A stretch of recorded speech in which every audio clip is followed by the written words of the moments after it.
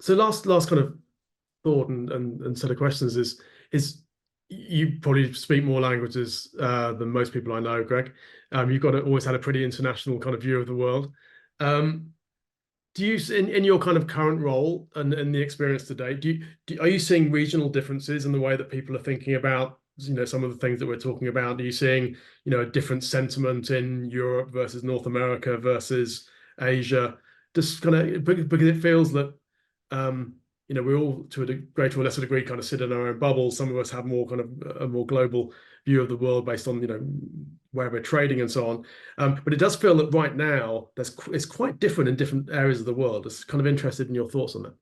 Honestly, I think the main real distinction and the main cultural difference is really only between kind of Asia and the rest of the world. I feel Okay. like in Asia, if you look at something like gaming, it's very different. Like the kind of like the something as simple as kind of pay to win is a big thing in Asia in terms of gaming, and that's just very different to how we think about people are prepared to pay extra money to win the game, right? And it's like that gaming mindset is very different in that part of the world, and that's not just about gaming; it's just in general. I think approach to tech and kind of the willingness to experiment, the willingness to if you look at some of the early AR VR devices like Unreal, right? I think they were very early in with telcos in Asia. Like those telcos were very much prepared to kind of range those devices and really kind of bring them to the market. So I think like Asia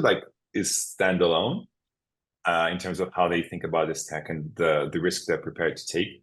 Um, the rest of the world, I feel, is a bit more blended. In general, I feel like we speak to teams all over the world. Sometimes we don't even know where they are before we get on a call. And there's more of a running thread, I think, in this sector of technology where there's a lot of commonality between how people think and, the tech they're playing with and their general kind of attitude towards it.